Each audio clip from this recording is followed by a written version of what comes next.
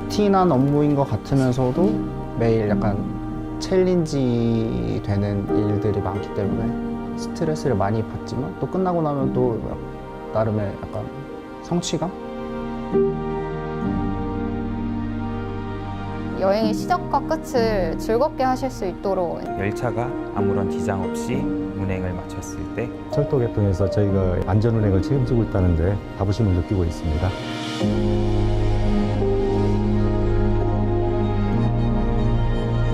양질의 그 제품이 나오려면 우리 그 업무에 임하는 작업자의 몸과 마음이 항상 최상의 컨디션을 유지해야 되거든요.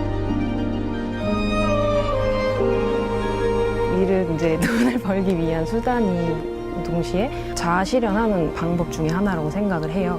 근데 그 방법이 저는 살아가면서 꼭 하나여야 된다는 생각은 하지 않거든요. 하루를 놓고 봤을 때 가장 많은 시간을 보내는 곳이 회사니까 자기 개발 측면에서도 그렇고 업으로서 살아가는 모습도 그렇고 근데 그 외의 시간을 좀 분리해서 쓰고 싶거든요. 일 끝난 후 나의 일상.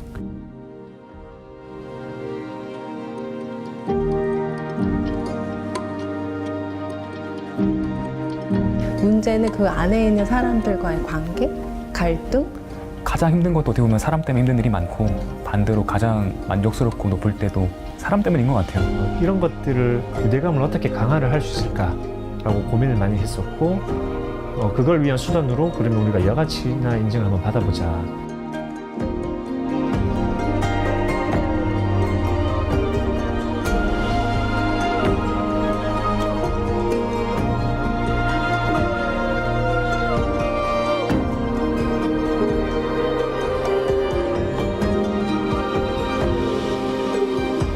이런 부분은 우리가 되게 잘 되어 있구나. 이런 거는 좀 더 발전시켜서 개선하고 보완해 나가야겠구나를 자체적으로 평가를 할 수 있는 시간이 되고 결국 실제로 저희가 그 제도를 잘 활용하고 있고 여가 활동을 장려를 많이 하는 기업이란 걸 인증을 한 거니까 자의에 의해서 한다는 게 가장 큰 차이인 것 같아요. 회사에 시켜서 하면 타의적인 거니까 여가라고 할 수는 없지만 아침에 요리를 해서 사무실에 있는 사람들이랑 같이 먹고 이런 게 또 즐겁더라고요. 재밌게 일할 수 있는 방법을 찾는 거고 그리고 좀 더 빠르고 효율적으로 할 수 있는 업무 방식들을 개선해 나가는 게 중요하다고 봐요. 그래서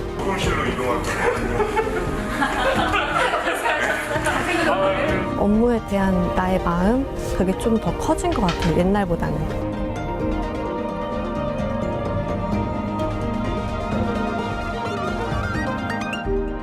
개인이 한 단계 한 단계 높아간다는 거는 회사도 다 같이 한 단계씩 높아간다고 생각하거든요. 그렇게 높아진 회사 이미지만큼 내부에 있는 직원도 약간 행복하고 만족도가 높아야 될 것 같다는 생각을 많이 했어요. 요즘은 또 다양성도 많아지고 여가나 이런 거 충분한 휴식을 취하면은 반드시 그거는 회사에 돌아온다고 생각을 하면은 투자일 수도 있거든요. 단순히 우리 회사만 생각할 게 아니고 좀 더 좋은 기업 문화에 이바지하고 긍정적인 어떤 영향력을 세상에 줄 수 있으면 그것만으로도 굉장히 가치가 있다.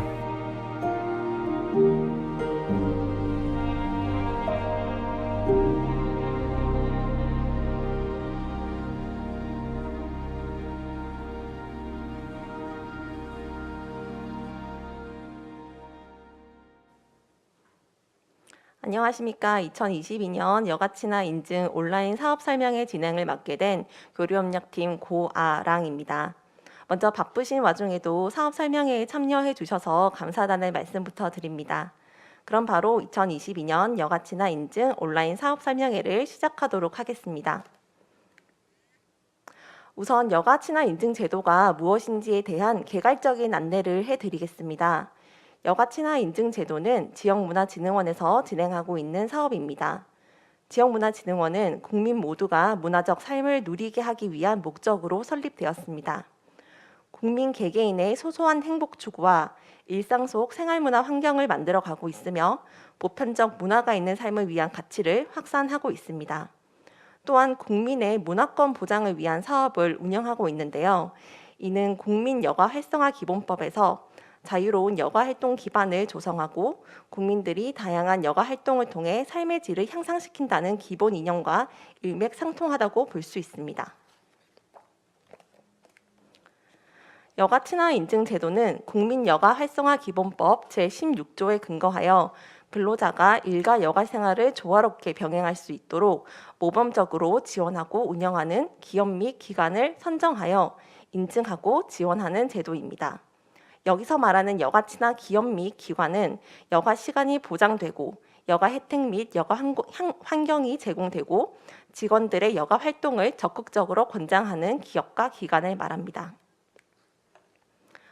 여가치나 인증 제도를 통해 근로자 여가 활동 촉진 및 건강한 여가 활동이 확산되는 것을 기대하고 있으며 여가치나 기업 및 기관 이미지 제고와 조직 문화 형성, 지속적인 여가 제도가 확립되는 등의 사회적 가치 발현과 지역 연계의 가능성을 확립하고자 진행하고 있습니다.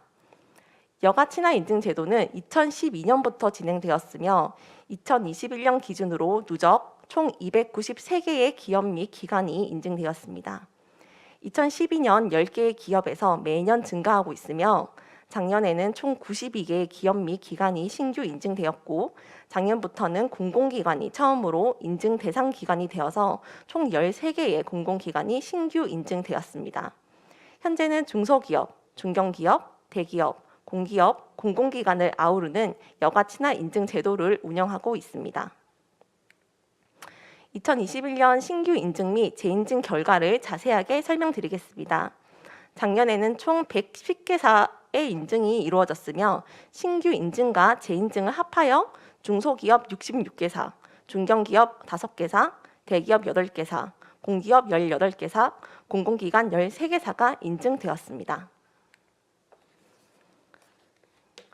네, 2022년 여가치나 인증 공모 안내에 앞서 오늘 의미 있는 강연을 준비했는데요.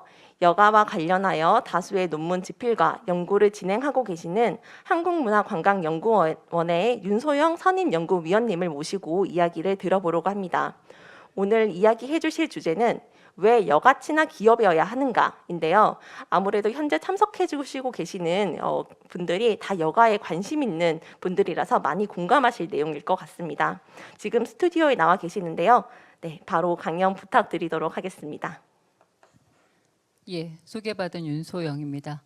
예, 여러분 반갑습니다. 여기에 참여하고 계시는 모든 분들이 여가 친화 기업 인증과 관련돼서 관심을 갖거나 또는 이제 시도해 보려고 하는 기업인 걸로 알고 있습니다.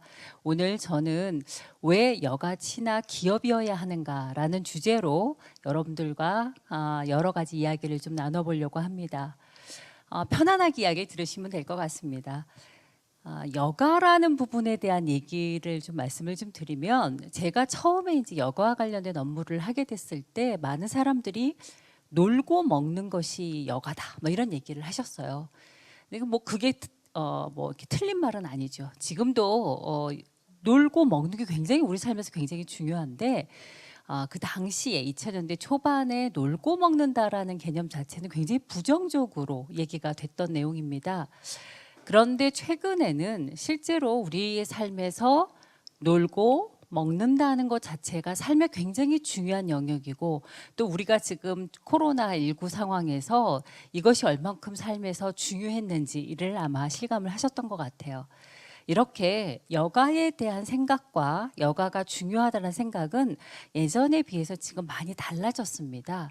그래서 우리의 삶에서 여가 생활에 관련된 것, 또 여가를 통해서 나에게 주는 만족도, 또 꼭 굳이 뭐 여가라는 생각은 아니지만 아까 말씀드린 논다는 거, 먹는다는 거, 또는 일하지 않는 다른 시간에 하는 여러 가지 활동들이 굉장히 중요하게 여겨졌습니다. 왜 그럴까를 좀 생각을 해보면 여러분들 이제 입에서 요즘에는 굉장히 일반적으로 얘기가 되는 단어 중에 하나가 워라밸이라는 얘기가 있습니다. 저는 개인적으로는 좋아하지는 않는데요. 왜냐하면 원래의 말은 그러니까 일과 삶의 균형이라고 얘기합니다. 워크 라이프 밸런스라는 얘기에서 흔히 이제 WLB라고 이제 학문적으로는 얘기가 됐던 건데 이것이 회자되면서 워라밸이라고 얘기하죠. 그래서 지금은 워라밸 하면은 모르는 사람이 없었지만 2000년대 초에 워크 라이프 밸런스 WLB라는 얘기를 강연을 하거나 설명을 다닐 때는 굳이 막 그림을 그려가면서 일과 일 이외의 삶 특히 가족이나 여가적인 삶이 굉장히 중요하다. 이것을 균형적으로 우리가 하지 않으면 우리의 삶이 지금은 일하느라고 바쁘고 공부하느라고 바쁘지만 그것이 뭐 끝났거나 내지는 그것에 대해서 이외의 다른 삶을, 즉 예를 들어서 가족들과 시간을 보내고 싶은데 가족들이 부모와 놀아주지 않는다든가, 또는 여가 생활을 하고 싶은데 여가를 뭘 해야 될지 잘 모른다든가, 이런 것들에 대한 문제나 어려움을 겪는다, 이런 말씀들을 하고 다녔습니다. 초창기에는 그런 부분에 있어서 중요하다라는 생각을 못했어요.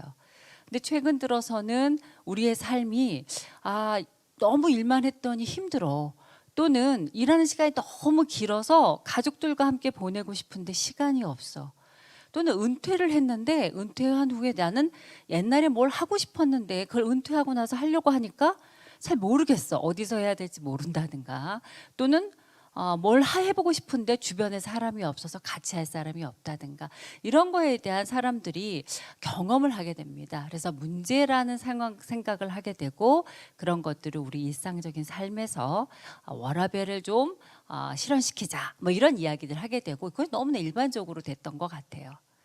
또 그런 생각 이외에도 우리의 삶의 조건이 많이 바뀐 것 중에 하나가 뭐냐면, 우리의 그 수명이라고 하죠.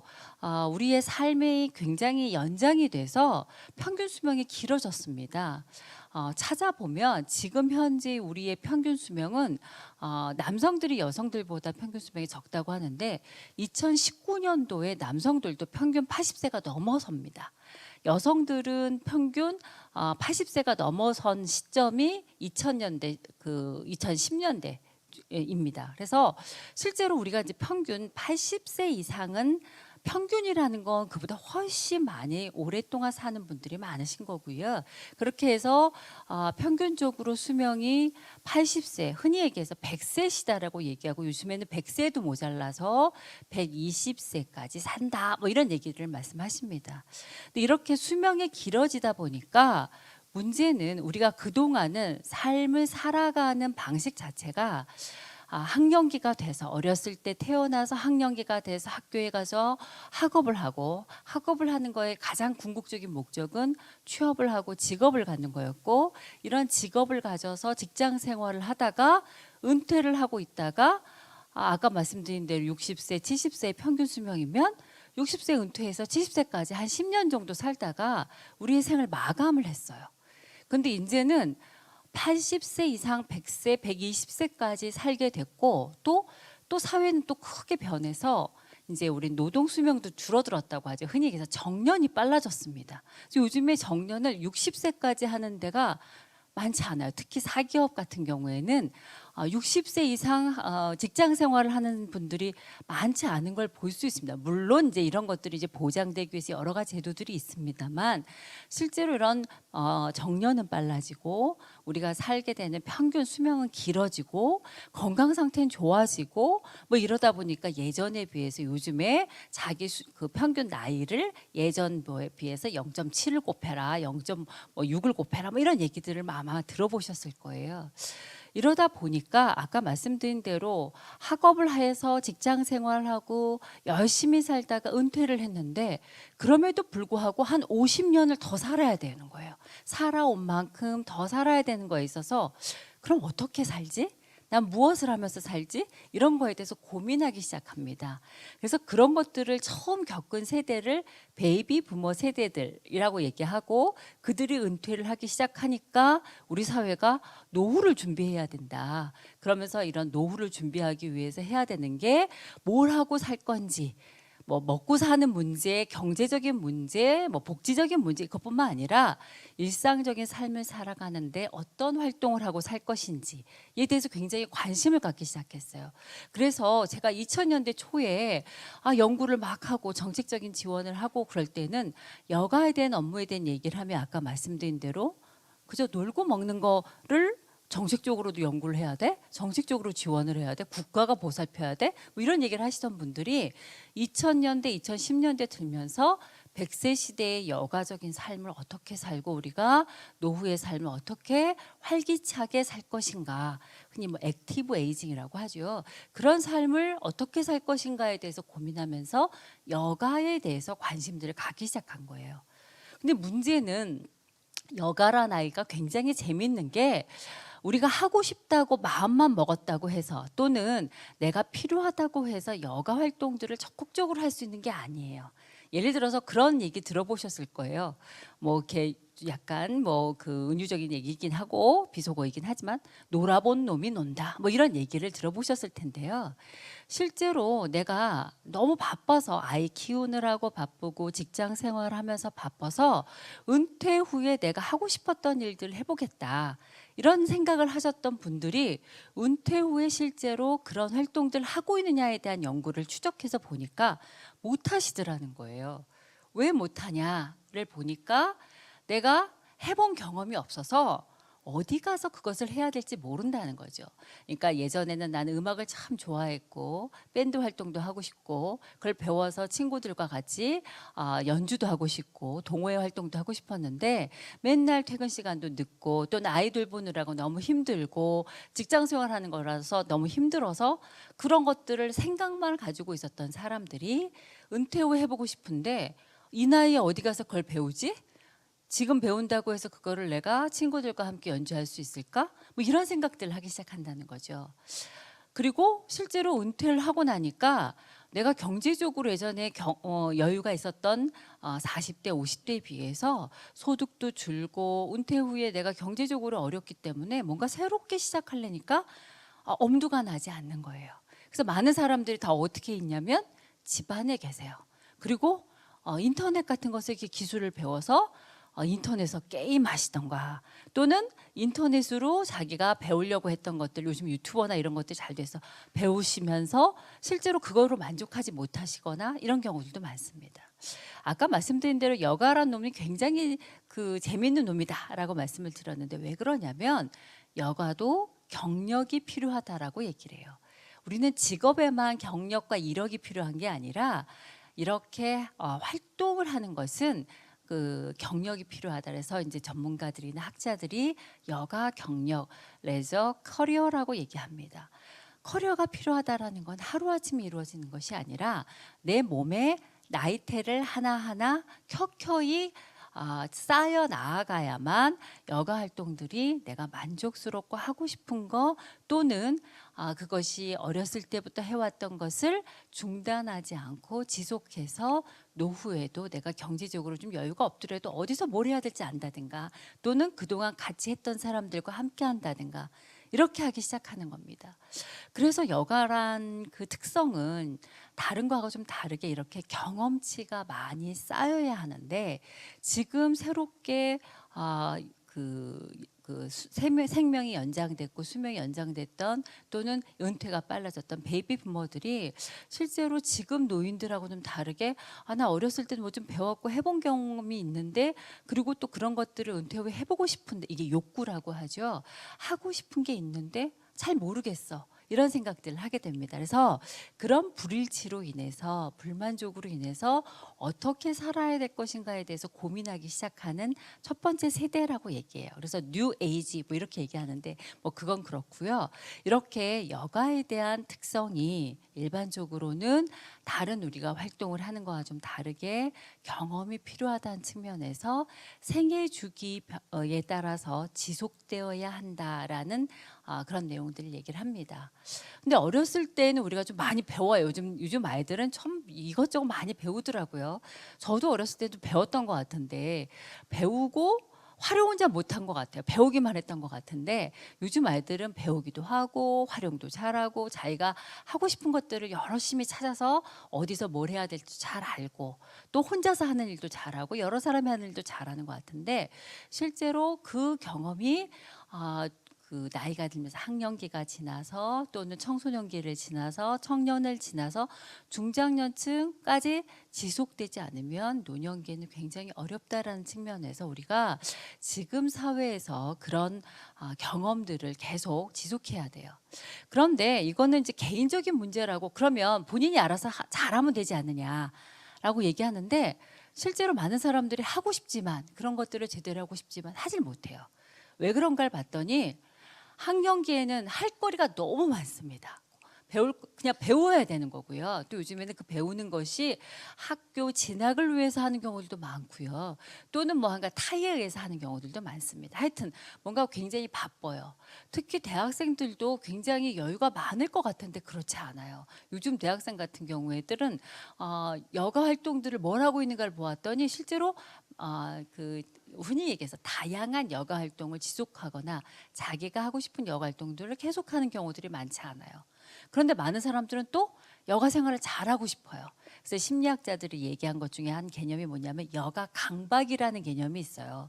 여가 생활을 잘하고 싶은데 지금 하지 못하는 부분들 또는 여가 생활에 대해서 굉장히 뭐랄까 긍정적으로 사회가 인정한 굉장히 좋은 여가 생활. 흔히들 우리 옛날에 그 학교에서 취미 활동이 뭐냐, 자기가 잘하는 게 뭐냐라고 하면 저희 어렸을 때는 무조건 독서 아니면 등산이었어요. 할 줄 아는 게 없기 때문에. 왜? 그걸 한다고 하면 특별히 사회에서 부정적으로 생각하거나 남들이 딴지를 안 걸어요. 근데 요즘에는 사람들이 굉장히 여러 가지를 다 굉장히 잘한다라고 얘기를 하죠. 하여튼 이렇게 자기가 열심히 한다고 하지만 직장인 같은 경우에도 자기가 뭘까 하고 싶지만 퇴근 시간이 늦다든가 직장에서 업무가 많다든가 또는 이 시기가 아이를 낳고 키우고 이런 시기랑 겹쳐서 가정생활과 직장생활 이런 것들이 병행하는 과정에서 시간을 내기가 어렵다든가 또는 연차를 쓰고 싶은데 연차를 쓰지 못한다든가 뭐 이렇게 나 혼자 의지만 갖는다고 욕구만 갖는다고 해서 그런 생활을 열심히 잘할 수 있는 것은 아니다라는 판단을 하게 되는 거예요. 그래서 기업도 도와주고 기업도 참여하고 국가도 참여하고 이렇게 해야만 이런 연차를 자기가 휴가를 노동시간 대비 휴가도 제대로 받을 수 있게끔 되고 또 자기가 어느 정도 일을 하게 된 다음에 열심히 일을 하고 정시에 퇴근해서 이후에 자기의 시간에 대해서도 굉장히 잘 관리할 수 있게끔 하고 이런 것들이 필요하다라는 측면에서 아까 보여드린 화면에 보시면 여가 활성화 기본 계획이라는 것들이 만들어진 겁니다.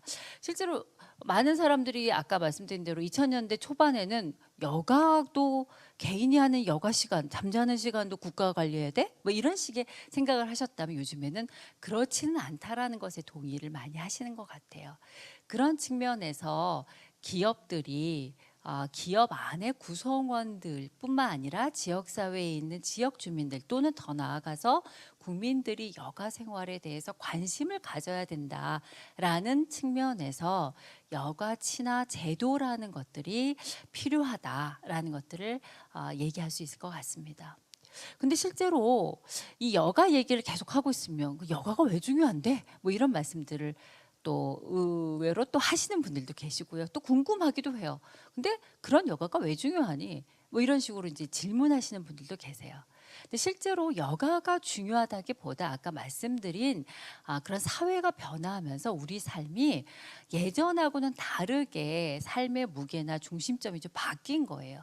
예전에는 우리가 60년대 전쟁 이후에 사회적으로 경제적으로 뭐 이런 어떤 먹고 사는 문제, 경제적인 문제, 경제지능과 부흥의 문제 이런 것들이 사회에 굉장히 중요한 삶의 가치였다면 우리가 이제 3만 불 국민 개인 소득의 3만 불 시대에 도달하게 되고 또 우리가 어느 정도 아까 말씀드린 대로 생명이 연장되고 우리 삶을 좀 뒤돌아보고 또 그동안 열심히 산 것 같은데 갑자기 병 걸려서 죽게 되고 또 이게 뭐지? 뭐 이런 생각들을 하게 되고 이렇게 하면서 삶을 바라보는 생각들이 많이 달라지신 거예요. 어떻게 하면 우리의 삶의 질이 좋아질까? 어떻게 하면 행복한 삶을 살 것인가에 대해 사람들이 고민하기 시작한 거예요. 이건 우리들만이 아니라 전 세계적으로 그래서 뭐 여러분들 들어보셨겠지만 행복 지수를 만들어서 GNP, GDP와 비교할 수 있는 이런 국가 간의 비교를 해본다든가 뭐 이런 것들을 얘기를 하는데 불행히도 우리 사회가 맨날 국가 간에 비교하면서 국제사회에서 행복 지수 같은 거 발표하면 굉장히 낮게 나타나고 있어요. 뭐 이렇게 그 OECD에서 국가에서 발표하는 뭐 BLI 지수 뭐 이런 거 있습니다. 더 나은 삶을 위한 무슨 이렇게 그 지수 같은 것들이 있는데 그런 지수에서도 보면 우리가 다른 뭐 안전이라든가 교육이라든가 이런 것들의 수치는 굉장히 높고 다른 나라에 비해서 높은데 일과 삶의 균형 이런 지수는 굉장히 낮아서 전체적인 행복 지수나 그 BLI 지수가 낮게 나타나는 경우들을 볼 수 있어요. 그래서 이런 것들을 좀 생각해 볼 때 우리가 조금 우리 삶을 조금 질적으로 생각하고 건강하고 행복하게 살 수 있는 방법들을 생각하다 보니 그 중에 하나가 아까 말씀드린 대로 이런 여가적인 삶에 대해서 한 번 더 생각해 보는 거예요. 조금 더 구체적으로 말씀드리면 언제 행복할까? 학자들은 이런 걸 막 연구를 하고 공부를 하는 거에 이제 좀 이렇게 몰두해 있는 사람인데 그 학자 중에서 이제 행복한 요소에 대해서 연구한 학자가 있습니다. 그 셀리그만이라는 사람이 있는데 행복을 구성하는 요인에 대한 얘기를 하면서 3가지 요인을 얘기를 해요. 첫 번째는 결핍에서 벗어나는 것, 부족함으로부터 벗어나는 것에 대한 만족을 느꼈을 때 사람들이 행복하더라. 흔히 그런 거죠. 배고팠다가 밥 먹으면 굉장히 좀 포만감을 느끼게 되는 거. 이런 주관적인 행복감에 대한 부분이에요. 두 번째는 자기가 원하는 걸 했을 때 그것을 성취했을 때 행복하더라는 거예요. 그게 흔히 얘기해서 심리학에서는 몰입이라고 얘기하는 칙센트미하이가 얘기하는 the flow, 그 몰입이란 얘기를 합니다. 흔히 여러분들 그런 거 있잖아요. 제가 지금 이렇게 말씀드리는 게 지루하면 왜 이렇게 시간이 안 가? 이렇게 생각하시다가 재밌으면 굉장히 빨리 끝났네. 이런 게 몰입이라고 하죠. 심리적으로 최적 상태, 만족의 최적 상태를 이런 플로우라는 몰입이라는 개념으로 얘기합니다. 그런 것들을 하게 되면 굉장히 만족스럽죠. 또 3번째는 이런 것들이 자기 혼자서 만족한다고 해서 사람들은 만족하지 않더라고요. 가치 있는 일을 하거나 다른 사람들 속에서 자기의 존재적인 가치를 확인할 때, 이런 사회적인 관계를 맺을 때, 이럴 때 행복해하는 거예요. 그래서 동호회 활동도 하고 사람도 만나고, 우리가 이건 코로나19를 겪으면서 혼자 있는 삶이 얼마나 힘든가, 코로나 블루 현상 이런 것들을 아마 신문 기사에서 보셨을 텐데, 그런 것들이 실제로 관계를 맺으면서 함께하면서 나는 이래 이런 생각들을 하게 된다는 거죠.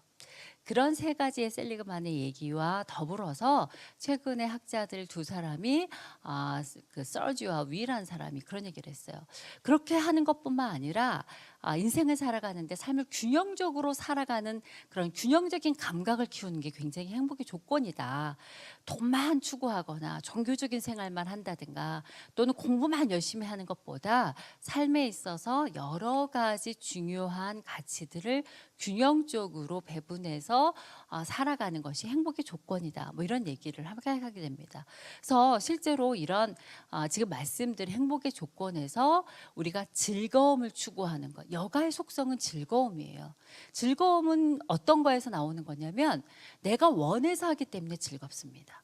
흔히 남이 시켜서 하는 일은 즐겁지 않아요.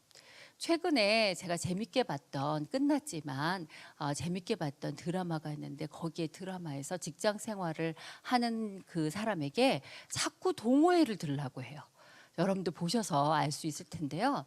그런데 본인은 원하지 않습니다. 왜? 남이 강요해서 하는 거, 내가 원해서, 내재적 그 동기라고 하죠. 내가 원해서 하고 싶어 하는 것을 할 때는 만족스럽지만 남이 시켜서 하는 건 여가가 아니에요. 그거는 강제적인 일이죠. 일로 느끼기 때문에 만족도가 떨어지죠. 근데 여가의 속성은 내가 하고 싶은 것을 하는 게 여가고요. 그것이 내가 하고 싶은 걸 하다 보니까 즐겁습니다. 아까 말씀드린 첫 번째의 조건이에요. 제가 가끔 그런 얘기들을 해요. 학생들의 이제 그런 게임 중독에 관련된 그 해결 방법들을 찾는 이제 학회가 있었어요. 그래서 학회에서 막 얘기를 하다가 어떻게 하면 요즘 학생들이 게임 중독 현상으로부터 벗어날 것인가를 교육학자, 심리학자, 사회학자들이 모여서 막 얘기하다가 어떤 분이 마지막에 그런 얘기를 하셨어요. 실제로 가장 좋은 방법이 하나 있다. 게임을 정규 그 교육과정 과목으로 만들면 학생들이 그렇게 중독 현상을 겪지 않을 거다. 숙제도 내주고 게임 머니를 강제로 하루에 몇 개씩 따가지고 오라. 이렇게 얘기하면은 실제로 아이들은 흥미를 잃을 것이다. 이런 얘기를 해서 우리가 마지막에 웃고 끝난 경험이 있었는데요. 마찬가지로 실제로 게임이 여가적인 측면에서 의미가 있으려면 내가 원해서 재밌어서 즐겁기 때문에 가능한 거예요. 그런 부분이 여가의 속성입니다. 그런 얘기를 하면은 이제 게임 중독 얘기에 대한 부분 얘기하면은 게임이 중독이 아닙니다. 게임은 즐겁고 막 그런 거기 때문에 몰입입니다. 이렇게 얘기하시는 분들도 많아요. 그렇죠. 자기가 원해서 즐거운 일을 하게 되면 몰입이죠. 그런데 그게 여가적인 특성에서 가장 큰 문제 중에 하나가 뭐냐면 여러 가지나 내가 하고 싶은 걸 하지 못하는 경우들이 있거나 아니면 그것밖에 못하는 경우들이 있어요. 예를 들어서 학생들이 왜 게임에 중독될까를 보면 게임밖에 할 수 있는 게 없는 거예요. 나가서 같이 놀 친구가 없다든가 또는 이동 시간에 잠깐 차에서 내지는 잠깐의 시간에 할 수 있는 게 그게 인터넷에 할 수 있는 게임밖에 없기 때문에 문제다라고는 얘기는 할 수 있지만 게임이 문제라고 얘기하진 않죠. 근데 이것이 뭐냐면 재밌어서 하는 것들은 또 아까 말씀드린 중독이 아니라 몰입이라고 얘기를 하죠. 그런 것들은 굉장히 즐겁고 하길 원하고 시간도 잘 지나가고 또는 나의 삶에 의미가 주는 거예요. 우리가 지금 말씀드리는 이런 여가 친화에 대한 개념을 얘기할 때 밥 먹고 잠자고 또는 낮잠도 자고 또는 주말이면 교회도 가고 친구도 만나고 난 여가 생활을 잘 지내는 것 같은데 뭔가가 좀 부족한 것 같아 라고 얘기를 하죠. 그 부족한 게 뭐냐, 우리가 얘기하고 있는 이런 여가 친화적인 삶이 되려면 자기가 원하는 것, 즐거운 일을 내가 정말로 하고 있는가, 몰입하고 있는가, 그래서 행복한가, 이런 부분인 거예요. 흔히 얘기해서 월요병이라고 얘기하는 사람들이 많은 부분에 토요일, 일요일 시간은 많았던 것 같은데 뭔가 한 것 같지는 않아. 충분하지 않아. 물론 여기에 여가 강박도 있어요. 뭔가 시간을 잘 보내야 될 것 같아서 그냥 시간을 분단위로, 흔히 은퇴하신 분들 중에서 요즘에 제가 알고 계시는 교수분들이 그런 걸 많이 하세요. 평생을 열심히 살았기 때문에 은퇴 후에도 열심히 사세요. 사진 찍으러 다니시면서 맨날 출사 나가시고 맨날 동호회 다니시고 배우러 다니시고, 그러니까 일하듯이 여가를 하는 거예요. 그렇게 되면 어떻게 해요? 오래 못 가요. 오래 못 가고 그런 것들이 여가적인 활동으로 나에게 만족도 굉장히 떨어지게 됩니다. 그런 부분에서 여가의 특성이 있는 거예요. 세 번째 특성이 아까 행복의 특성이 뭐라 그러냐면 혼자서 하는 게 아니라 여러 사람이랑 하는 거 또는 이제 이런 관계적인 특성에서 만족도를 느낀다고 했잖아요. 여가는 아까 말씀드린 대로 자기가 원하는 거 즐거운 걸 하다가 보는데 어느 순간에 그 흥미도를 떨어뜨릴 수가 있어요. 그래서 오래 혼자서 이렇게 하는 부분에 있어서 오래 하기가 힘든 경우들이 있어요. 그래서 많은 사람들이 누굴 찾냐면 함께 할 사람, 이런 사람들을 찾습니다. 그게 동반자, 동호회 이런 거예요. 동호회 활동들을 많이 해서 자기가 즐겁고 행복하고 재밌어 하는 일을 오랫동안 하기 위해서 그런 동호회 활동들을 하는 경우들이 있습니다. 여가 가지고 있는 가장 큰 특성인 것 같습니다.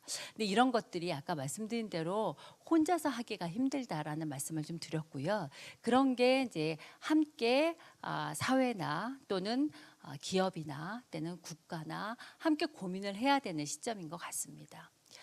여가 친화 인증이라는 제도 자체에 대해서 고민한 것은 아까 말씀드린 대로 이런 국민여가 활성화 기본법을 만들면서 실제로 국민들이 다양한 여가 생활을 즐겁고 행복하게 누려서 우리의 삶을 좀 행복하게 하자라는 취지에서 그럼 할 수 있는 일이 뭐가 있을까를 고민한 것입니다.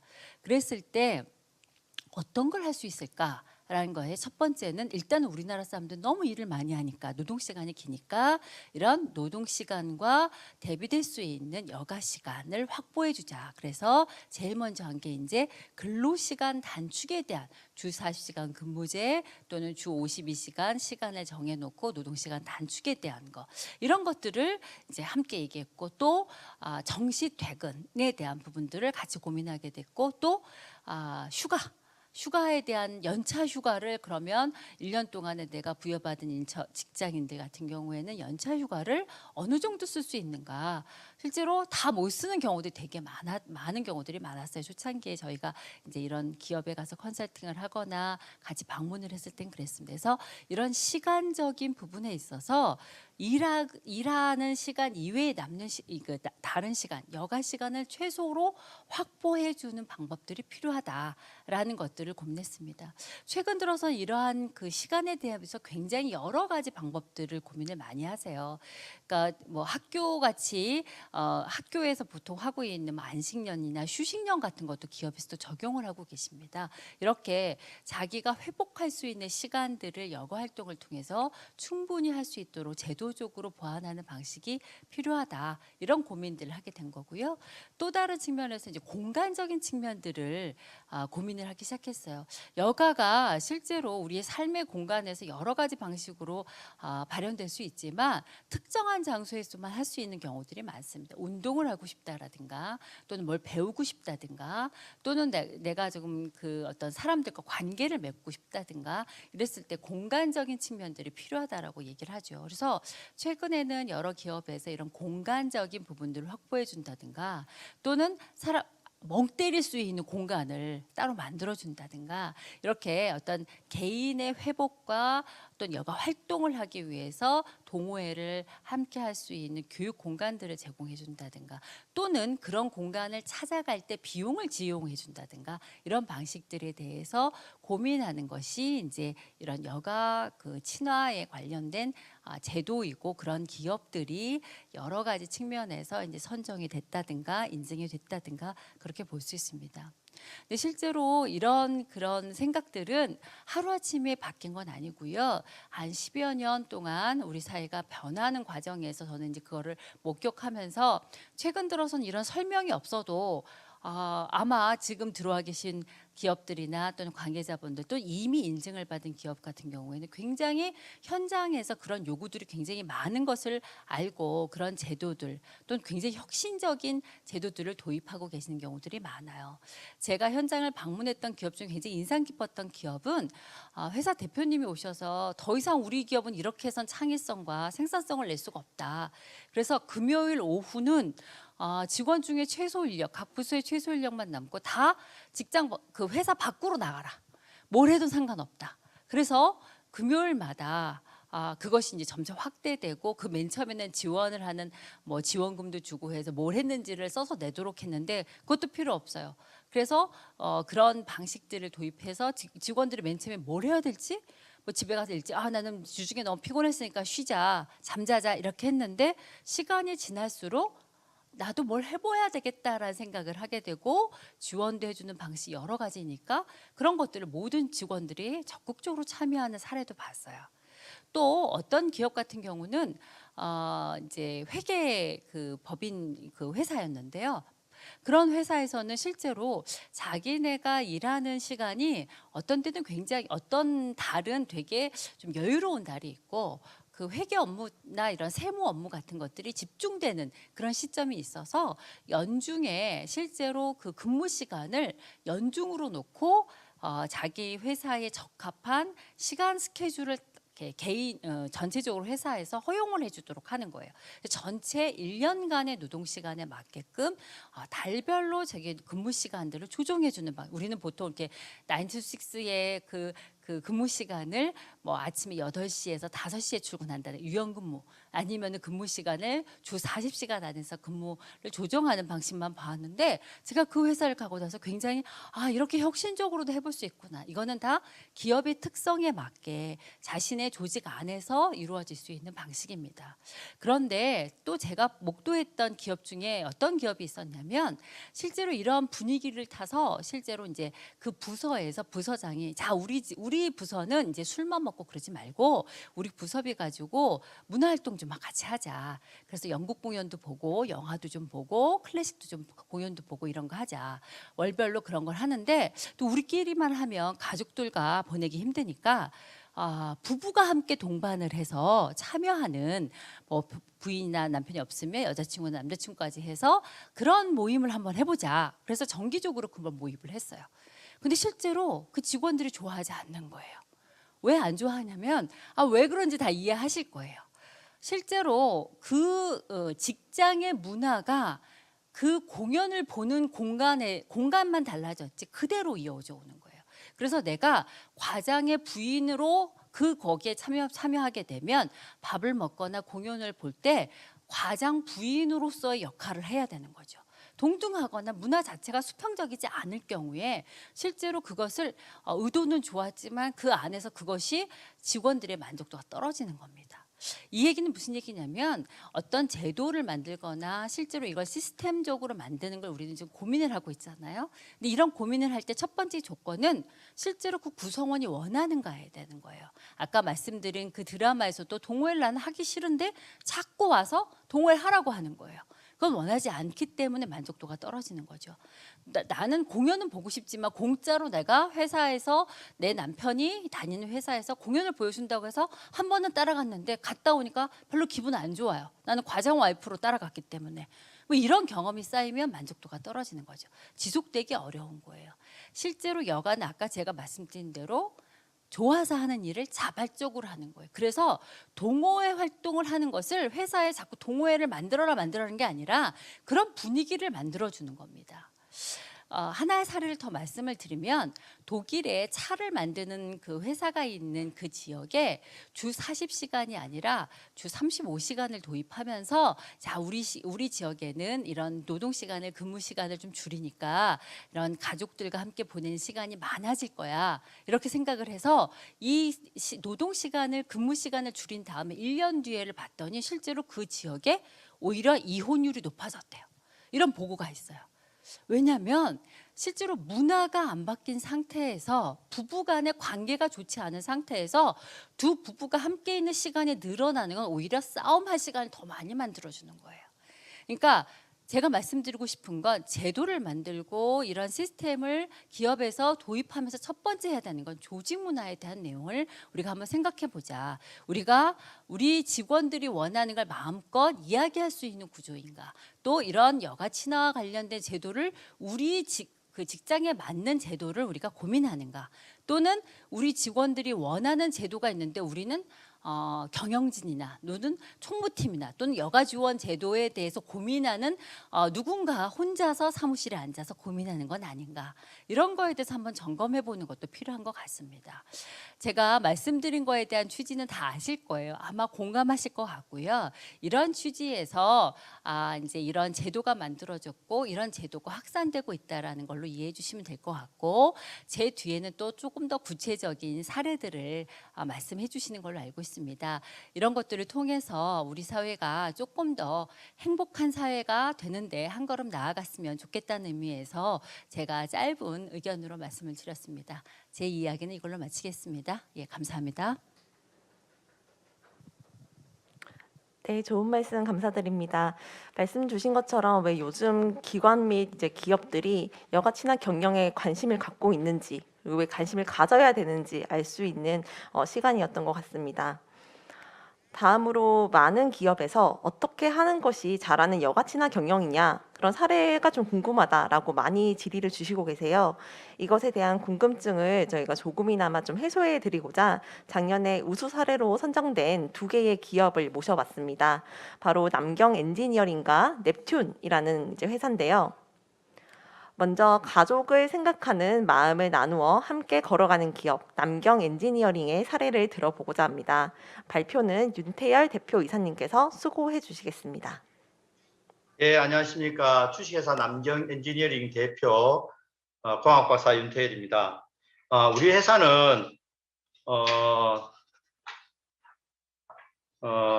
먼저 가족 직원들과 함께 성장하고 있는 기업입니다. 토목 도시 설계 쪽으로 하고 있는 회사인데요. 산업단지, 무료단지, 관광단지 쪽 전문적으로 하는 회사인데 예를 보시면 설계회사라고 보시면 됩니다. 설계회사인데 설계회사 그러면 대부분 다가 야근에, 특근에, 박봉에 다 힘든 직종이라고 생각하시는데 기술은 배우지만 힘든 회사라고 보실 수 있을 것 같은데 근데 저희 회사는 우리 회사는 아예 야근을 없앴습니다. 2020년 부터 해서 야근 없는 회사를 만들었거든요. 대부분 다 설계회사 그러면 야근과 특근의 연속적인 부분을 하는데 단계별로 이렇게 변화를 시켜왔습니다. 하면서 금요일만 정시퇴근 야근 없는 날을 정했고 그러면서 평일날 다 야근 없는 날 그리고 그것이 정착되면서 매달 마지막 주 금요일 날은 아예 조기 퇴근 5시 퇴근하는 날을 정했고 그래서 근무를 줄이니까 일생활과 균형을 만족을 높이고 그리고 총무팀에서 자체에서 무엇을 했냐면은 그것을 알림 서비스를 해서 퇴근 10분 전 30분 전 알림을 해서 적극적으로 다 동참할 수 있도록 만들어서 직원 복지를 업그레이드 시킨 회사라고 보면 되겠습니다. 실질적으로 야근이 많다 해서 그 자체의 업무가 굉장히 누적된 피로감이 있거든요. 그리고 또 하나는 우리 회사의 자랑이 되는 부분이 뭐냐면은 우리 회사는 엔지니어 회사입니다. 설계 회사이기 때문에 엔지니어는 공부를 죽을 때까지 해야 될 부분이거든요. 기술 성장을 위해서는. 그래서 회사 내에서 석박사 지원 시스템을 만들어서 지금 현재 10명의 석박사 과정과 전문학사 2명을 보내고 있는데 전체 다를 시간 지원과 금전 지원을 100% 하고 있습니다. 든든한 지원이 있어야 공부를 할 수 있거든요. 돈은 있는데 공부를 할 수 없는 여건이 있겠고 시간은 있는데 돈이 없어서 못하는 경우가 있습니다. 그것을 지원해서 퇴근할 때도 조기 퇴근 보통 30분에서 3시간 전에 일찍 학교와 수업이 있을 경우는 가야 되는데 전혀 임금 감소 없이 법인 차량 지원과 하이패스 그리고 유리비리 지원을 해주면서 합니다. 그리고 또 하나의 성장은 회사 내의 자격증 취득, 우리 회사와 관련된 전문 분야의 자격증 취득할 때는 회사 내에서 비용을 지원해 줍니다. 그리고 기술사 취득하고 난 뒤에 면접 볼 때는 양복 한번 해드리고 그래서 다양한 부분에 대해서 지원을 하고 있는 것입니다. 또 하나는 근로휴가 지원에 대한 부분들은 여가 활동하기 위해서는 리조트 시설이라든지 가정의 달, 보통 가정의 달 5월달 가정의 달 돈을 많이 쓰잖아요. 직장인들 대부분 다. 그래서 저희들은 우리 회사 같은 경우는 4월 말에 가정의 달 특별 보너스에서 30만 원씩 전 직원들 음력 가정의 달 지원한 사례도 있고요. 그리고 크리스마스 때 조기 퇴근, 연말에 조기 퇴근과 특별 수당 그리고 여가 지원에 대한 부분들은 명절 때 일찍 퇴근해서 멀리 갈 수 있도록 해주고 갈 때 그리고 조기 퇴근을 시켜서 창업 이후 계속 또 자원봉사, 지체장애인 센터라든지 이런 걸 계속 지원하고 창립 기념일날 특별 보너스 나가는 걸 당연히 지금 하고 있습니다. 또 하나는 단순히 일만 하면 돈 버는 기업은 아닙니다. 중요한 것은 함께 다양한 프로그램을 함께 즐길 수 있는 것이 뭐냐면은 직원 구성원의 가족이 우리 회사에 참여하는 것입니다. 그래서 경주에 문화체험행사가 있을 때문에 같이 체험 활동과 그리고 공연 관람이라든지 그리고 우리의 인식의 변화, 직장인 내에서 인식의 변화를 주기 위해서 고정된 틀에 대한 변화를 주기 위해서 외부 초청 강사를 모시고 실질적으로 변화가 많이 업그레이드된 사례도 있고요.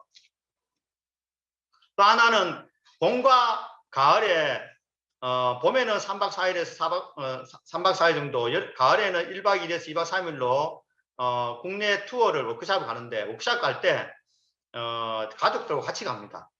같이 가서 워크숍 2박 3일, 3박 4일 가면 첫째 날은 주어진 일정대로 하고 둘째 날은 24시간 자유시간 줘서 가족이 같이 가기 때문에 가족이 함께 그 지역에 여행을 갈 수 있도록 만들었습니다. 그래서 여행을 갈 수 있는 모티브가 된 이유가 뭐냐면 회사 내에 애기 돌봄실이 있습니다. 유치원에 버금가는 돌봄 선생님이 오셔서 애기 유아원을 마치고 또 유치원을 마치고 오면은 오후 4시에 하원에서 저녁을 먹고 돌봄 선생님 정식적인 교육을 시행해서 또 원어민 강사님 오셔서 영어 교육까지 해서 직장 다니는 엄마의 육아에 대한 여가도 같이 만들어주고 집에 가서 밥 먹는 시간까지도 여기 회사 내에서 먹여서 가기 때문에 실질적으로 집에 도착하면은 좀 편하게 가정생활에 접근할 수 있도록 해줍니다. 그리고 엄마 아빠 퇴근할 때 같이 퇴근할 수 있도록 하고 있습니다. 또 하나는 우리 회사 내에서 직장 내에 보통 대부분 다 점심을 먹을 때 끼리끼리 조직끼리 같이 이렇게 부서별로 가는 게 많은데 그 부분을 좀 없애기 위해서 지역의 경제도 도와줄 겸 해서 둘째, 넷째 주 점심 맛집 투어를 합니다. 그래서 1시간 15분 동안 맛집 투어를 하고 점심시간이 우리 회사 내에는 보통 회사 12시에서 1시까지 하는데 15분이 앞당겨서 일찍 가거든요. 가서 충분히 함께 식사하면서 즐거운 맛집을 다니고 금요일날 또 일을 많이 지친 금요일 오후에는 점심 먹고 티타임 가서 2시쯤에 회사에 복귀하는 경우도 많이 있습니다. 또 하나는 회사 내의 휴게실입니다. 선진 사례를 보면 외국의 잘 나가는 회사 같은 경우는 근무 공간과 포함해서 여유 공간이 얼마만큼 있느냐에 따라서 실질적으로 근무의 효과가 많이 높아진 사례가 많이 있습니다. 회사 내에 휴게 공간을 북카페라든지 여성 전용 휴게실이라든지 또 냉장고에 음료수를 직원들이 먹는 음료수에 대한 탄산음료 빼고 모든 음료수는 공짜가 되어 있습니다. 친구들도 와서 먹을 수 있도록 편하게. 그래서 음악이 흐르는 휴게실입니다. 그리고 여성 휴게실에는 편하게 침대를 놔두어서 편하게 쉴 수 있도록 만들어놨고요. 그리고 자격증 취득이나 기숙사 공부하거나 할 때는 공부방을 만들어서 그 안에서 공부할 수 있도록 여름철은 시원하게 겨울에는 따뜻하게 할 수 있도록 만들어놨습니다. 또 회사 내에 안마기를 있어서 안마도 같이 할 수 있도록 만들어놨고요. 다음은 원래 우리가 여가 친화기업하면서 새로 도입한 제도입니다. 한 달에 열심히 동안 한 직원에 대해서는 부서장이 추천해서 행복 바이러스 해서 연차를 하루 1일 지급하는 것과 또 하나는 회사의 업무의 회식 시간을 보통 근무 시간 끝나고 하지 않습니까? 우리 회사는 원래부터 도입한 것은 코로나 끝났기 때문에 회식에 대한 부분은 문화 생활을 하고 난 뒤에 저녁을 6시 퇴근하기 전에 모든 회식 문화가 끝나는 형태로 만들고자 합니다. 그리고 예전에는 세 번째는 반반차 제도를 회사에 대해서 묵시적으로 인정을 해줬는데 지금은 반반차 제도를 적극적으로 도입해서 하고 있습니다. 저는 말씀드리고 싶은 것은 여가에 대한 부분은 결과적으로 봤을 때 다른 분들은 아마 이 발표를 직원이 하시거나 총무 담당 부서가 하실 것 같은데 우리 회사 같은 경우는 실질적으로는 제일 중요한 것은 기업주의 고용주의 생각입니다. 먼저 여가를 하기 위해서는 첫 번째가 그런 여가 활동할 수 있는 기업주의 마인드가 돼야 되고요. 그런 것을 멍석과 보따리를 풀어줘야 직원들이 함께 누릴 수 있다고 판단됩니다. 그 모든 것들이 근로 환경에 대한 부분과 직원의 행복 지수, 업무 또한 업그레이드 될 것이고 그에 따라서 행복 지수가 높으면은 업무도 향상된다는 것을 저는 20년 동안 사업하면서 느꼈고요. 일과 생활 균형이 조화롭게 적극 지원해 나가야만이 우리가 꿈꾸는 회사, 대한민국에서 석유회사 하면은 제일 복지가 좋은 회사가 남경이 될 수 있도록 계속 기업 문화를 실천하고 바꾸어 나갈 것입니다. 이 모든 것들이 직원들과 함께 했기 때문에 나타나는 것이라고 판단됩니다. 감사합니다. 네, 남경 엔지니어링의 사례를 들어봤고요. 정말 의미 있는 프로그램들을 진행하고 계시는 것 같아서 정말 부럽습니다. 다음으로 먼저 쉴 땐 쉬고 일할 땐 일하는 자율과 책임의 문화를 가지고 있는 넵튠의 사례를 들어보고자 하는데요. 발표는 인사총무지원팀의 파트 리드이신 봉유진님께서 수고해 주시겠습니다. 네, 안녕하세요. 저는 넵튠 인사총무지원에서 근무하고 있는 봉유진이라고 합니다. 잠시만요. 네, 화면을 보시면서 제가 소개를 시켜드리도록 하겠습니다. 우선은 이제 앞서 소개해 주신 대로 넵튠은 쉴 땐 쉬라고, 쉴 땐 쉬고, 일할 땐 일하는 회사입니다. 자율과 책임의 문화를 기반으로 넵튠인들은 약속한 범주 안에서 스스로 역할과 업무 방식을 결정하고 공동의 목표로 달려가기 위해서 노력을 하고 있습니다. 아무래도 넵튠이라는 이제 회사에 대해서 잘 모르시는 분들이 대부분이실 것 같아서 간단히 회사 소개를 먼저 드리도록 하겠습니다. 넵튠은 모바일 게임을 제작하는 회사입니다. 캐주얼 장르 게임 제작 역량과 더불어서 여러 투자를 기반으로 다양한 장르의 게임을 담아내고 있으며 이 외에도 e스포츠나 블록체인, 메타버스까지 영역을 확대해 나가는 회사라고 알고 계시면 좋을 것 같습니다. 우선 이러한 넵튠의 미션은 새로운 즐거움을 만들어서 세상을 더욱더 행복하게 만들고자 함인데요. 여기서 행복은 유저들의 행복만을 의미하는 것이 아니라 나의 동료나 그리고 더 나아가서는 사회 전체의 행복을 의미하는 것입니다. 네, 그러려면 일과 휴식이 좀 적절하게 공존하면서도 누구보다 더 효율적이고 집중할 수 있는 환경이 더욱 중요하다고 생각을 하게 되었는데요. 이를 위해서 넵튠은 이제 근무 시간 단축 캠페인이라던가 시차 제도 그리고 기타 온 오프라인의 프로그램들을 좀 진행을 하고 있습니다.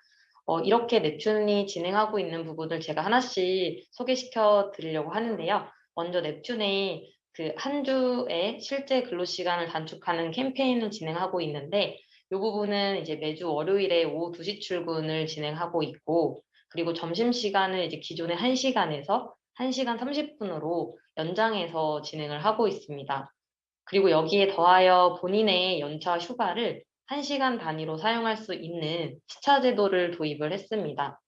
이제 이에 따라서 이 두 가지는 사실 직원분들이 실제로 많이 좋아해주고 계시는 문화이기도 한데요.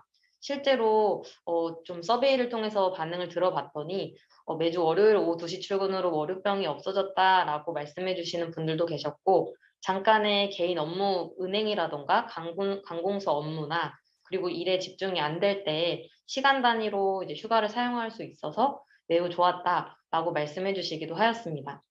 이렇게 넵튠은 동료분들이 정해진 근로시간에 조금 더 집중을 할 수 있는 환경을 조성하고자 현재도 노력을 하고 있고요. 이 외에도 좀 넵튠에서는 동료분들과 다양한 활동도 하고 개개인의 일상에서 여가 시간을 잘 즐길 수 있도록 온 오프라인 프로그램을 운영하고 있어요. 그래서 대표적인 몇 가지를 하나씩 뒤에서 소개시켜 드려보도록 하겠습니다. 우선 온라인 쪽에서는 언택트 기부 문화라고 해서 매월 적콩함 데이를 운영하고 있습니다. 이 부분을 간략히 설명드리면은 회사가 개인당 2만 원 상당의 그 해피빈의 콩 쿠폰을 구입을 해서 개개인들한테 전달을 해드리고 있습니다. 그래서 이를 개인이 원하는 기부처에 모금처를 선택해서 기부하실 수도 있게 하고, 이거를 통해서 회사가 드리고자 한 메시지는 기부라는 것이 좀 어렵지 않고 익숙한 문화로 만들어가고자 하였습니다. 그래서 지금 현재 약 1억 4,400만 원 정도를 기부하고 있고요. 계속해서 매월 진행하고 있는 활동입니다. 그리고 요새 무척 너무 덥죠. 여름이 오고 있는 것 같은데요. 초복이 아마 7월에 다가올 텐데 넵튠에서는 초복에 삼계탕을 실제로 같이 먹는 문화가 있었습니다. 근데 이를 좀 코로나로 인해서 이후부터는 치킨 쿠폰을 구입해서 동료분들한테 지급을 하고 있고, 이거를 언택트로 함께 복날을 즐길 수 있는 문화로 변경하여서 진행을 하고 있습니다. 네. 또 하나는 이제 설날 추석 때 임원분이나 법인 이제 회사에서 선물을 받게 되면은 이것을 동료분들과 온라인 게시판에서 사내 경매를 진행하고 있습니다. 그래서 동료분들은 그 저렴한 비용으로 좋은 선물을 가져가실 수 있어서 좋고, 회사는 동료분들에게 받은 수익금으로 기부를 또 진행을 하고 있습니다. 그래서 이런 것처럼 이 부분도 앞서 설명드린 적콩함 데이처럼 기부 문화에 익숙하게 하기 위한 회사의 좀 메시지가 담긴 문화라고 봐주시면 좋을 것 같고요. 네, 요 외에도 오프라인에서도 직접 연탄을 나르는 활동도 진행했었고, 그 외에도 많은 다양한 기부 활동을 진행하면서 서로 동료분들과 교류할 수 있는 장을 계속해서 마련하고 있고요. 네, 추가로 작년에 12월부터는 그 강원도 홍천의 비발디 파크 콘도 객실을 구입을 하여서 동료분들이 개인의 여가를 더 편히 즐길 수 있도록 법인 콘도를 지원해드리고 있습니다. 이 부분은 이제 전액 무료이고요. 예약은 이제 임직원 모두 공평하게 선착순으로 예약을 진행하고 있습니다. 이 부분도 되게 반응이 좋은 문화 중에 하나인 것 같습니다.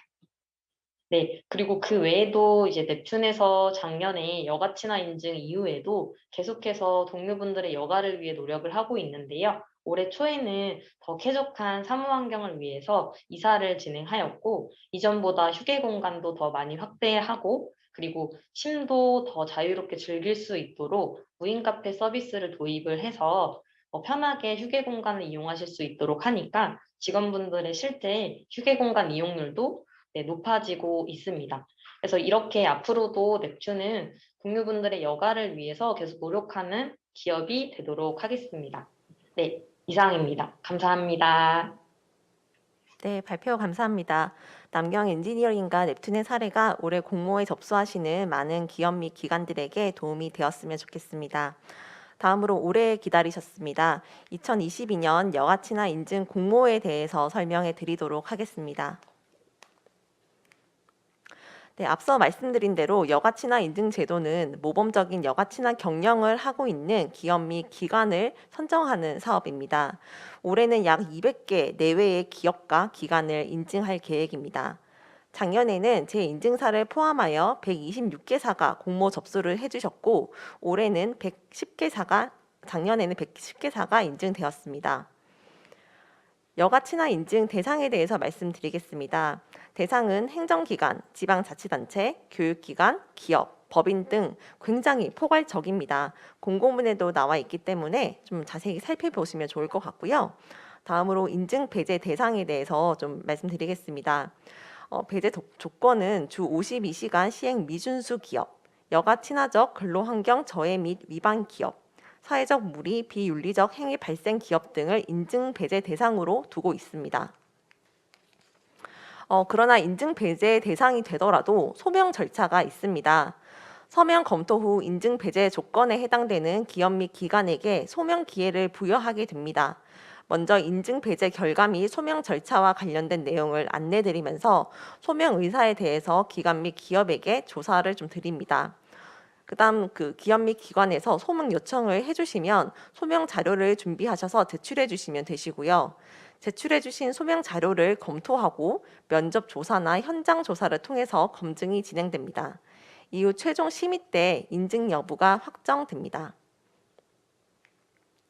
평가 항목에 대해서 안내드리겠습니다.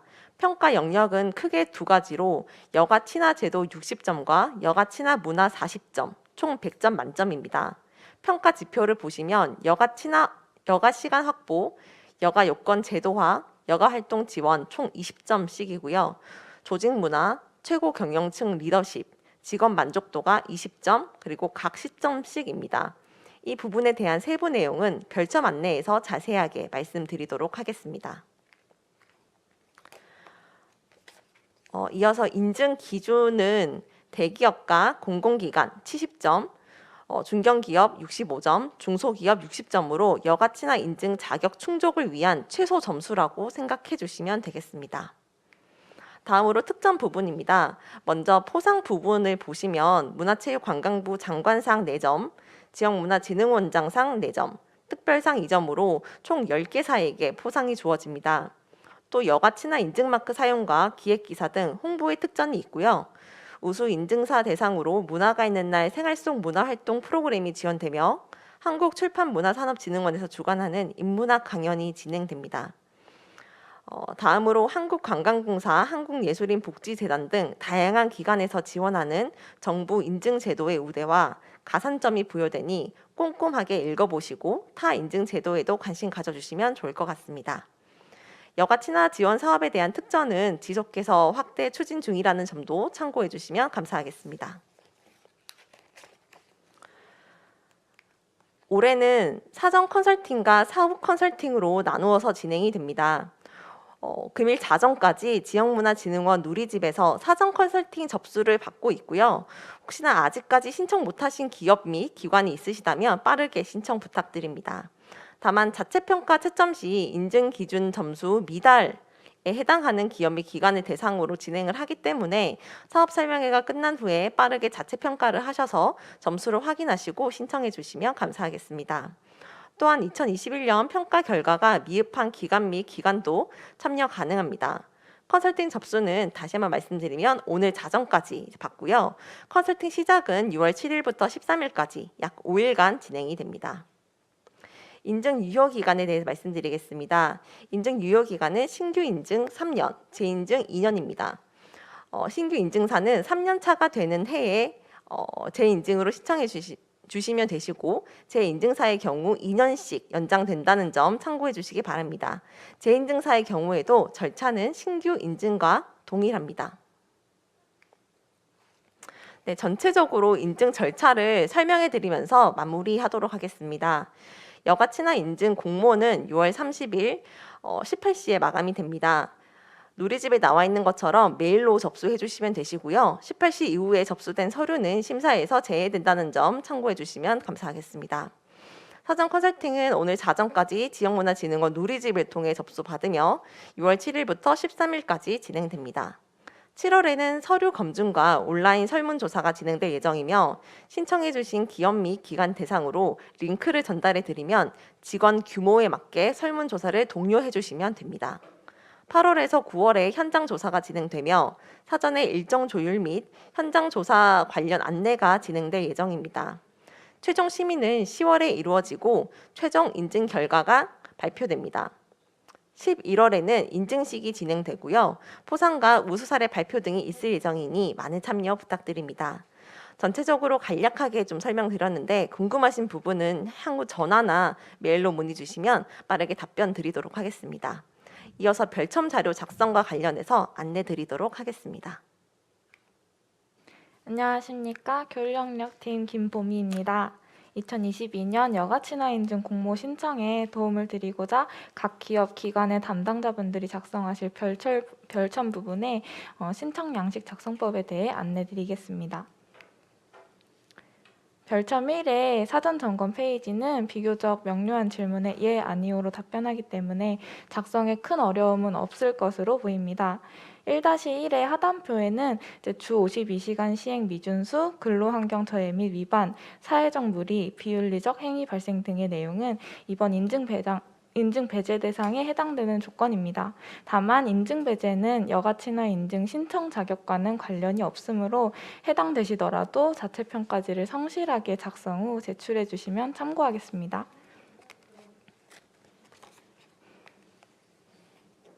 인증 신청서의 구비 서류 중에 여가 친화 경영의 운영 체계 및 운영 실적에 대한 문의가 많았습니다. 여가 친화 경영 방침 부분에는 기업 기관의 고유한 여가 친화적 경영 이념 및 그에 대한 전략과 목표 등을 작성해 주시면 되겠습니다. 예를 들면 우리 기업의 경영 이념은 일과 여가의 조화로운 병행이고 이를 잘 드러내는 슬로건으로서 일할 땐 열심히, 쉴 땐 확실히가 있다면 이에 대한 전략 목표는 어떤 근무 환경을 조성하고 어떤 시스템을 강화한다라는 방침을 자유롭게 작성해 주시면 됩니다. 운영 조직에 대해서는 신청 기업 기관 내에 여가 친화 경영에 관련된 업무 분장 및 업무 조직도를 작성해 주시면 되겠습니다. 만약 여가 경영에 대한 개별 조직이 없으시다면 전담 부서는 없으나 업무 분장에 따라 특정 부서 혹은 각 부서에서 관련 사업을 운영 중임을 작성해 주시면 되겠습니다.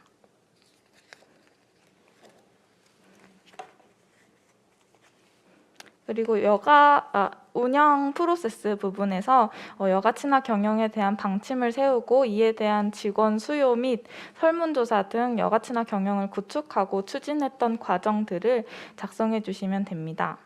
별첨 4번의 여가 친화 경영 운영 실적은 2021년 기준으로 한 해 동안 근로자를 위해 시간적, 비용적, 시설적인 여가 친화 지원으로 무엇이 있었는지 작성해 주시면 되겠습니다. 특히 여가 프로그램 지원에 있어서 2020년부터 코로나 상황에 외부 활동 및 단체 모임이 제한되어서 여가 친화 경영에 어려움이 많았을 것으로 보입니다. 원칙적으로는 2021년을 기준으로 하고 있지만 만약 프로그램 부분에서 코로나의 변수로 이전보다 근로자를 위한 지원이 미비했다면 2019년부터 2021년까지의 자료를 첨부해 주시면 저희도 참고하겠습니다. 별첨 5번부터는 해설을 참고하여서 자체평가지를 작성해 주시면 됩니다. 자체평가 작성 시 가장 중요한 점은 전적으로 신청 담당자의 판단에 따라 자율적으로 점수 기입을 해주시면 됩니다.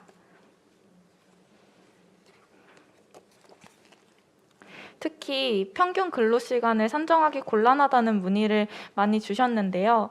근태관리 시스템의 사용률이 떨어지거나 자율근무제, 시차, 출퇴근제 등의 여가시간 지원으로 근무시간 계산이 어렵다는 내용이었는데요.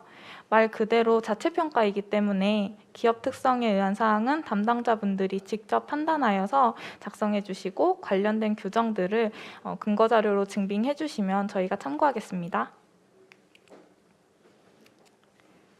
2021년에 실제로 운영된 근로계약서상에서 명문화하고 있는 내용 중에 해당되는 사항에 대해서 체크하여 작성해 주시면 되는 부분입니다. 그리고 여가 프로그램 담당자 부분은 여가문화 프로그램을 전담하여서 관리하는 담당 인력 혹은 해당 부서를 기준으로 작성해 주시면 됩니다.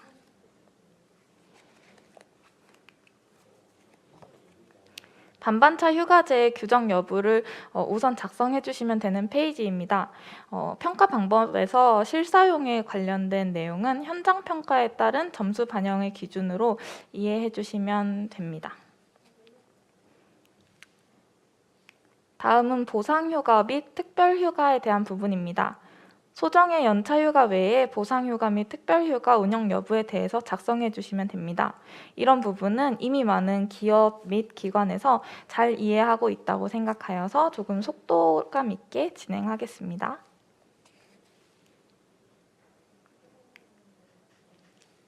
다음은 휴가 사용 방식에 대한 규정입니다. 기업 및 기관의 규정마다 다른 이름으로 활용되는 다양한 휴가제가 있어서 평가표 하단의 해설 및 평가 방법을 참고하여 유사한 것을 체크하고 개수에 따른 평가로 점수를 기입해 주시면 되겠습니다.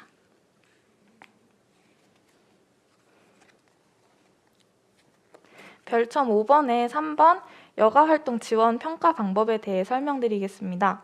여기서부터는 중소기업은 중견기업, 대기업, 공공기관, 공기업과 같던 부분에서 차이가 있습니다. 총점은 공통적으로 20점입니다. 우선 중견기업, 대기업, 공공기관, 공기업에 해당하는 여가활동 지원 평가 지표에 대해서 말씀드리겠습니다. 평가 방법은 거의 비슷하기 때문에 중소기업으로 신청하시는 분들도 이제 지켜봐 주시기 바랍니다. 근로자 대상으로 제공되고 있는 휴게시설은 현재 설치 및 운영되고 있는 곳을 기준으로 평가 지표를 작성해 주시면 되며 여가활동은 사회시설을 포함하여서 작성하시되 원활한 시설 이용이 가능한지를 판단하기 위해서 현장 조사 시 확인 절차가 요구될 수 있습니다.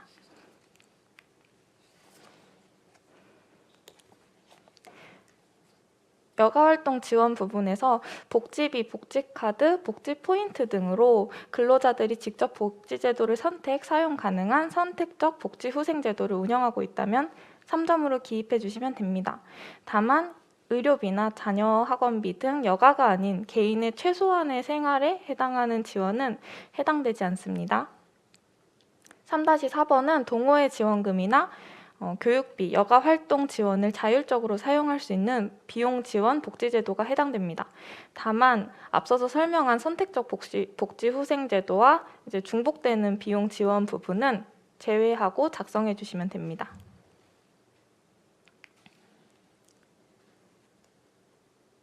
여가 프로그램은 반드시 예시와 일치하지 않더라도 다양한 방법으로 근로자에게 제공되고 있는 여가 활동 프로그램이 있다면 신청 담당자의 판단하에 이제 평가지를 작성해 주시길 바랍니다. 그리고 사회공헌 활동에 대한 부분은 단순 금전 지원이나 물품 지원에 대한 부분은 해당하지 않으시고요. 직원들이 직접 참여한 공헌 활동 및 주민 대상 프로그램은 작성이 가능하십니다. 이 장부터는 중소기업의 여가활동 지원 평가 항목에 해당합니다. 앞선 중견기업, 대기업, 공공기관, 공기업 대상의 평가 지표와 다른 점을 위주로 설명을 드리겠습니다. 우선 필수 평가 항목 개수가 조금 더 적다는 것을 알려드립니다. 3-1번은 휴게시설 제공에 해당 시 최대 5점이며 3-2번 선택적 복지후생제도 지원 부분은 상동입니다. 자율적 여가활동 비용 지원 또한 동일하게 평가가 진행됩니다. 여가 프로그램 제공은 최대 10점이며 평가 방법은 같습니다. 이제 하단에 있는 평가 해설 및 평가 방법을 참고해 주셔서 작성해 주시면 좋을 것 같습니다. 가점 부분입니다. 기업 및 기관 전체가 동일한 평가 지표로 반영되고 있는 가점 부분입니다. 타 부처에서 주최하는 인증제에 참여하여서 선정 및 인증된 곳이 1개 이상이면 가점 최대 5점에 해당합니다. 문화체육관광부에서 주최한 인증에 1개 이상 해당 시 가점 최대 5점까지 인정되고 있습니다. 근로자의 지역사회 공헌 활동 및 여가 활동을 위한 별도의 공간, 시설 지원 항목을 중소기업에 한해서 가점으로 인정하고 있습니다. 마지막으로 별점 6번 총괄 채점표입니다. 추후 현장 조사 시 자체평가 내용에 대해서 현장평가위원분들의 질의가 있을 수 있으며 관련 직원 인터뷰가 진행될 수 있다는 점을 참고 부탁드립니다.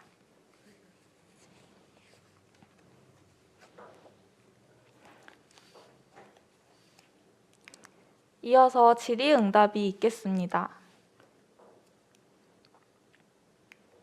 우선 사업 설명회 사전 접수해 주신 기업에서 공통적으로 질문 주신 부분들이 있는데 그 부분부터 설명드리도록 하겠습니다. 사업 설명회 중에 채팅으로 남겨주신 질문 몇 가지만 답드리고 이후 종료하는 식으로 예정되고 있습니다. 일단 공통 질문은 제출 서류의 기준 연도에 대한 부분인데요. 모든 제출 서류의 기준 연도는 저희는 2021년을 기준으로 하고 있습니다. 이제 만약에 2021년 전후에 자료를 보내주시는 부분은 이제 저희는 참고 부분으로 활용하고 있습니다. 그리고 근로자의 근로시간에 대한 부분인데요. 2021년 1월부터 12월까지 전체 근로자의 주당 평균 근로시간을 작성해 주시면 되겠습니다. 이 부분에서 초과 근로시간, 야근이라던가 그런 부분도 포함해서 작성해 주시면 됩니다. 여가 프로그램 부분에서는 2019년까지 활발한 여가 프로그램이 제공되었으나 이제 코로나 및 다양한 상황으로 인해서 2020년, 2021년 이 부분에서 대면으로 이루어지는 프로그램 제공이 어려웠을 경우에는 참고용으로 2019년부터 2020년까지의 자료를 제출해 주시면 됩니다. 기타 질문에 있어서 각 기업, 기관의 경영 방침이 다르기 때문에 여가치나 경영에 대한 명문화된 자료를 저희가 좀 더 중요시 보고 있습니다. 그래서 서면 심사 절차 시에 기업 및 기관의 서류에 부족한 부분이 있을 경우에는 현장 실사 및 인터뷰 등을 통해서 이제 검토하는 방향으로 진행할 예정입니다.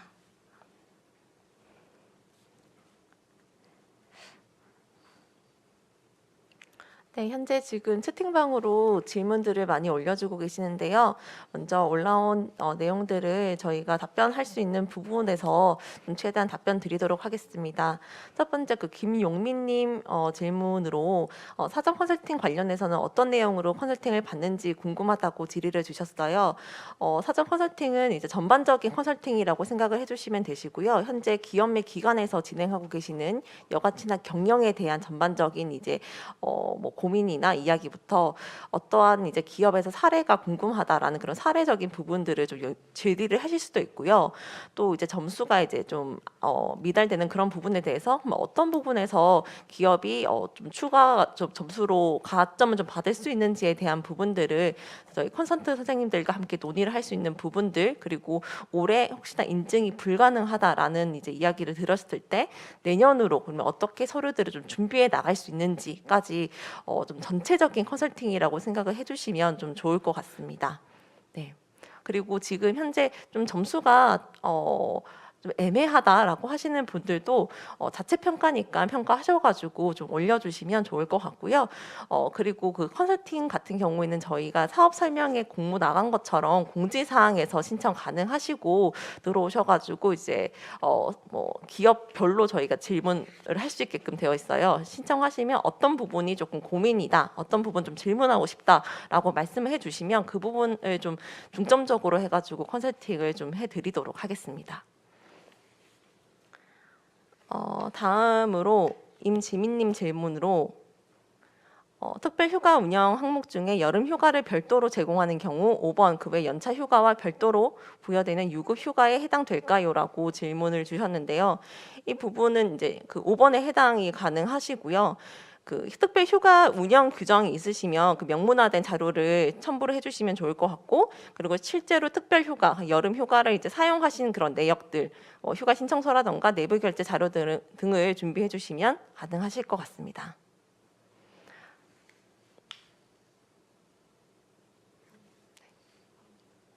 네, 그다음 김다정님 질문으로 현재 휴가 등의 현황은 2022년 기준으로 하면 될까요?라고 질의 주셨는데 2021년을 기준으로 휴가 현황 등을 붙여주시면 감사하겠습니다. 그리고 이제 2022년에 진행되고 있는 내용을 넣어주신다는 부분에서는 일단 전체적으로 휴가나 아니면 근로시간 같은 경우는 2021년으로 다 제출해 주시면 되시고요. 그 밖에 여가 프로그램 같은 부분은 아까도 이제 말씀드린 것처럼 코로나19로 인해서 조금 힘들었던 부분들, 그리고 작년까지 어려웠던 부분들이 올해 상반기에 좀 많이 진행되셨다라고 하면 그런 부분들을 저희가 참고 자료로 활용할 수 있게끔 붙여주시면 좋을 것 같습니다. 저희가 이제 2022년 여가 친화 인증을 진행을 하고 있고, 그리고 전체적인 서류는 2021년을 기준으로 하고 있지만 저희가 이 제도를 운영하는 거는 이제 기업 및 기관들의 그 경영진의 마인드라던가 앞으로 어떻게 이제 끌고 나갈 것인가라는 그런 이제 내용들을 좀 많이 보기 때문에 그런 부분들이 있으면 참고 자료로 주시면 저희가 최대한 참고하도록 하겠습니다. 네, 그리고 김용민님 질문으로 선택적 복지 관련해서 현재 휴가비 지원 사업에 참여하시고 계시면 가점 받는 거는 맞습니다. 근데 선택적 복지 부분은 이제 포함이 조금 불가능할 것 같고요. 그 저희 별점 자료에 자세하게 나와 있지만 선택적 복지 후생 제도란 저희가 말하는 이제 기존에 되는 부분들은 학자금이나 기업에서 제공하는 학자금, 체력 단력비, 학원비, 의료비, 휴양시설 이용 등의 다양한 이런 복리후생 제도를 사용하는 거기 때문에 이제 뭐 지원 사업에 관련된 부분은 저희가 가점으로 생각을 해주시면 감사하겠습니다.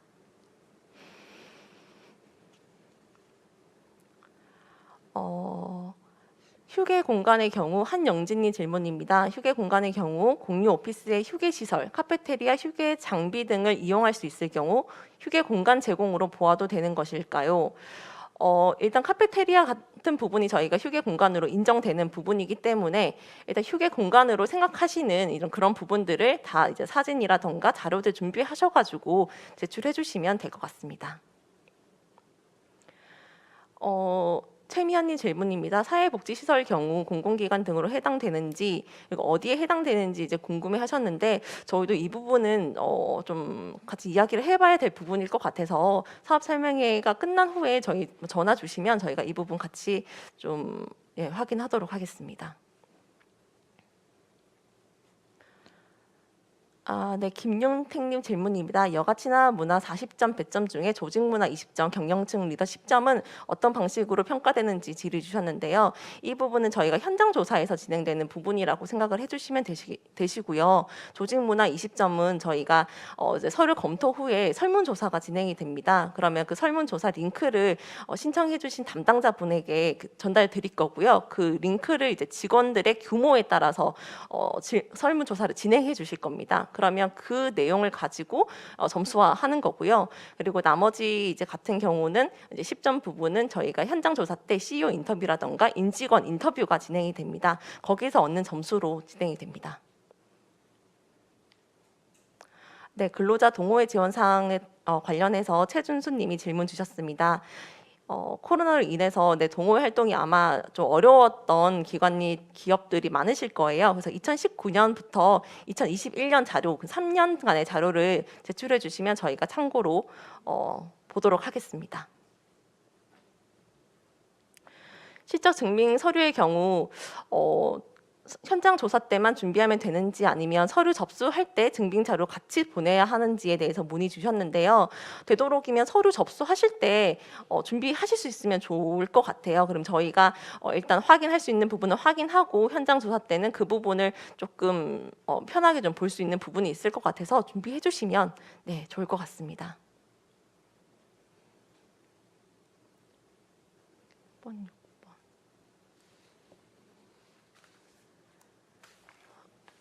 이중길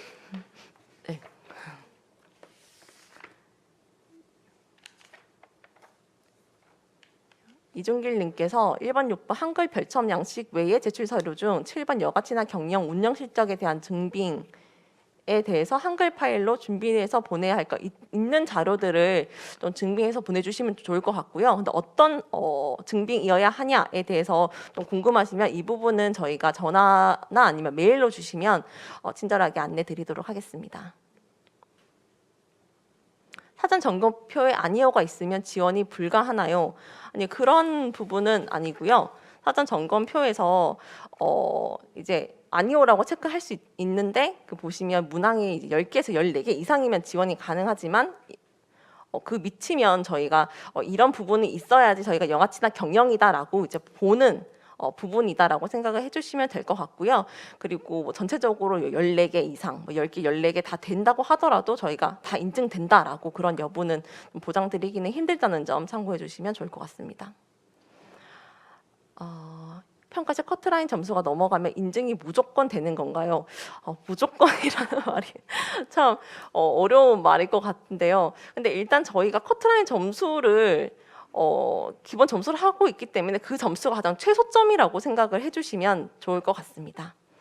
네, 임강농님께서 질문 주셨는데요. 올해 휴게실을 작업하고 있는데 현장 점검까지 완공되면 인정되는 건지 이 부분도 저희가 2021년 기준으로 이제 휴게실이라던가 이제 자료들을 다 보고 있기 때문에 2021년 기준으로 자료를 주시면 좋을 것 같은데 근데 이제 자료 제출하실 때 뭔가 이제 뭐 당구장 표시하셔가지고 올해 뭐 휴게실 작업을 하고 있다라는 정도만 저희한테 좀 알려주시면 좋을 것 같고 저희가 인정 서류에 대해서는 이제 모든 기준은 2021년이라는 점. 네, 참고 부탁드립니다.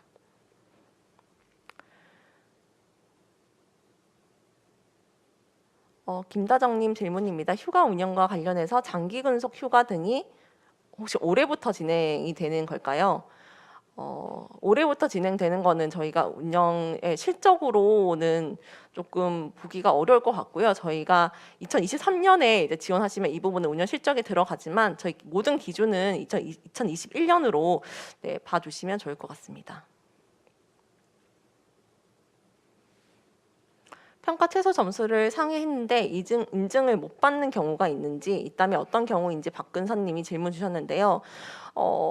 사실 그렇게 인증 최소 점수를 상회했는데도 인증을 못 받는 경우는 거의 없었고 근데 있다면 이제 인증 배제 조건에 해당하는 기업이 될 수 있을 것 같습니다. 네, 지금 저희가 빠르게 질문 드렸는데 아마 조금 저희 답변을 들으시고도 좀 궁금하신 점이 많으실 거라고 생각이 듭니다. 저희가 이런 부분에 대해서는 항상 메일과 전화가 열려 있습니다. 언제든지 전화와 메일 문의를 주시면 저희가 빠르게 네, 답변 드리도록 하겠습니다.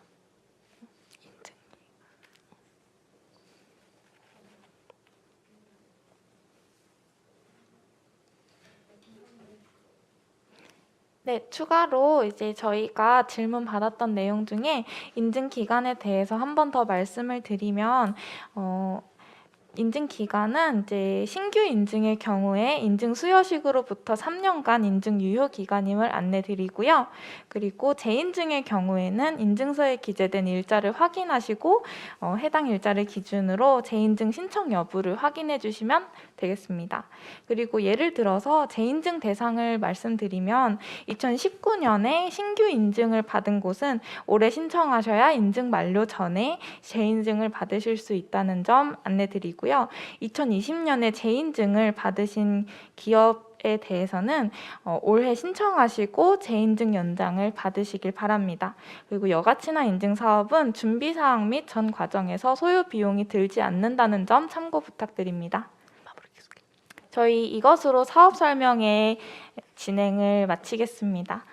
참석해주신 기업 기관의 담당자 여러분들 감사드립니다.